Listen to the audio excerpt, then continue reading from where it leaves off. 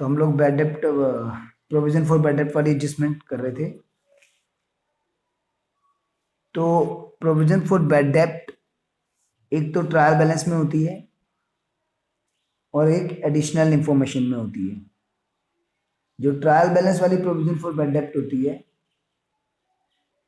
वो old provision for bad डेप्ट है जो कि ऑलरेडी एग्जिस्ट कर रही है, और जो एडिशनल इंफॉर्मेशन में प्रोविजन फॉर बैड डेप्ट है वो न्यू प्रोविजन फॉर बैड डेप्ट है जो अब हमें क्रिएट करनी है।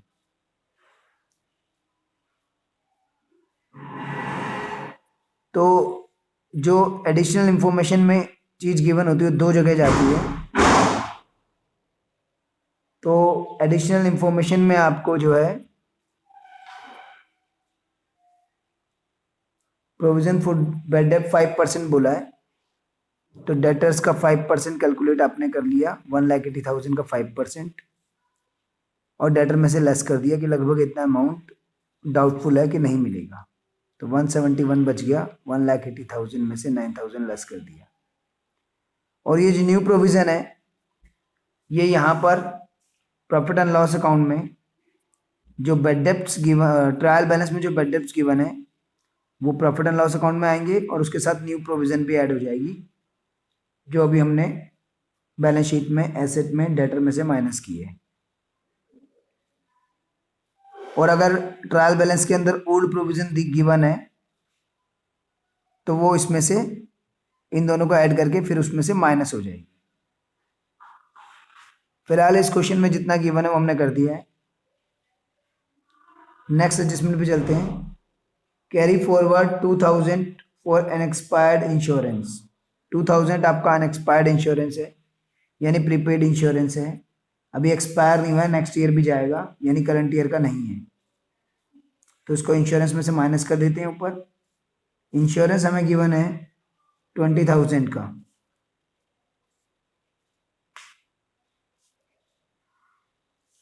माइनस प्रीपेड और अनएक्सपायर्ड जो भी बोलिए आप। तो प्रीपेड इंश्योरेंस जो हमें गिवन है 2,000 है, तो करंट ईयर का नहीं है वो, तो उसको माइनस हमने कर दिया। और एसेट में शो कर दीजिए क्योंकि प्रीपेड है तो राइट है हमारा सर्विस लेने का, जहाँ पर राइट होता है वहाँ पर एसेट होती है। Prepaid insurance 2,000। इसके बाद नेक्स्ट एडजस्टमेंट है आउटस्टैंडिंग सैलरी 15,000। तो आउटस्टैंडिंग सैलरी जो कि हमने पे करनी है, पे नहीं करी, तो ऊपर सैलरीज गिवन है हमें 90,000 की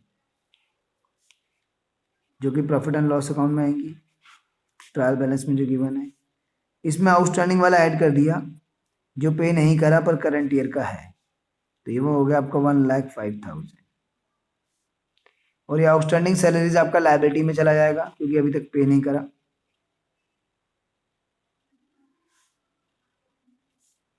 $15,000। इसके अलावा एडजस्टमेंट हम सारी कर चुके हैं। अब हम ट्रायल बैलेंस से शुरू करेंगे।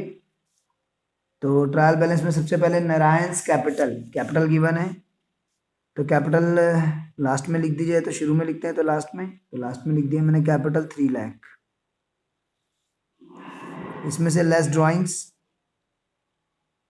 वो भी गिवन है 50,000।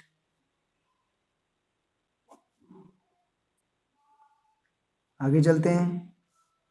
फर्नीचर फिटिंग पे एडजस्टमेंट ही हो गया है। बैंक ओवरड्राफ्ट, बैंक ओवरड्राफ्ट तो लायबिलिटी है भाई, बैंक ओवरड्राफ्ट लायबिलिटी में डाल दिया 42,000। क्रेडिटर्स भी लायबिलिटी है, वो भी लायबिलिटी में डाल दिया हमने 1,38,000। बिजनेस प्रीमिसेस पे डेप्थ था, हम कर चुके हैं उस एडजस्टमेंट को। ओपनिंग स्टॉक हम ट्रेडिंग में डाल चुके हैं। डेटर्स पे भी एडजस्टमेंट थी, प्रोविजन फॉर डाउटफुल डेप्थ वाली, वो हम कर चुके हैं। रेंट फ्रॉम टीनेंट, तो टीनेंट से रेंट हमें मिला है, टीनेंट मतलब किराएदार, किराएदार से हमें किराया मिला है, तो ये इनकम है, एक्सपेंस नहीं है। Rent from tenant,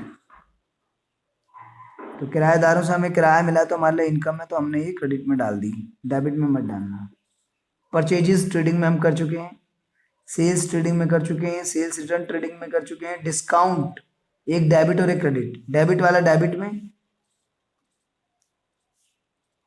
discount allowed आपने दिया है, और क्रेडिट वाला क्रेडिट में डिस्काउंट रिसीव्ड आपको मिला है, तभी तो क्रेडिट बैलेंस है। क्रेडिट बैलेंस इनकम का होता है। इंश्योरेंस पे एडजस्टमेंट थी, प्रीपेड इंश्योरेंस वाली हो गया है। जनरल एक्सपेंसेस पे कोई एडजस्टमेंट नहीं थी, 40,000।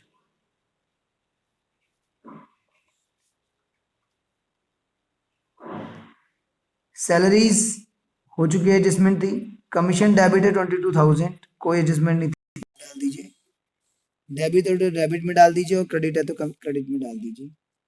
कैरेज ऑन परचेज बैड डेब्ट हो चुके हैं, इन पे एडजस्टमेंट थी। इसके बाद आप इसको क्लोज